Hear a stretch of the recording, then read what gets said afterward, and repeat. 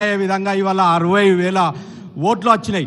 ఈ ఎఫెక్ట్ తోటి అన్ని రాజకీయ పార్టీలు ఇవాళ ఎమ్మెల్సీలు కూడా బీసీలకు ఇవ్వాల్సిన పరిస్థితి వచ్చిందంటే కారణం మన అక్క.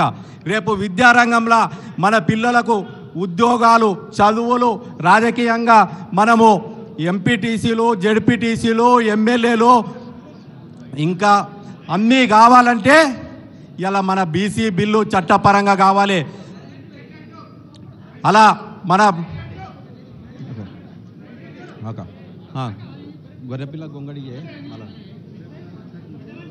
ఫస్ట్ గొంగడి వచ్చింది. ఇట్లా చేతికి రాజేశ్వరన్న మంచి చెప్పి గొర్రెపిల్ల నువ్వు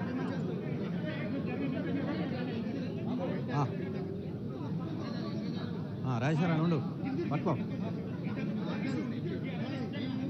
ఆయన ఏడేమి తమ్ముడు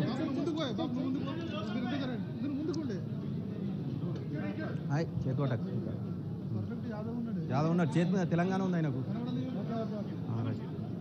ఓకే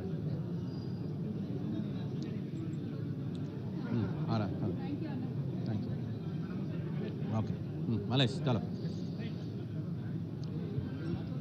ఇవాళ ఒకే ఒక్క విషయం, మనకు భారతదేశ చరిత్రలో కానీ ప్రపంచ చరిత్రలో కానీ బీసీ బిల్లుల గురించి నిజంగా పోరాడేటువంటి నాయకులు లేరు. ఇవాళ అక్క ముందుకొచ్చి పోరాడుతుంది. ఇలా మన బీసీ బిడ్డలకు రేపు విద్యాపరంగా, ఉద్యోగపరంగా మన బీసీలు, ఎంపీపీలు, జెడ్పీటీసీలు, జిల్లా పరిషత్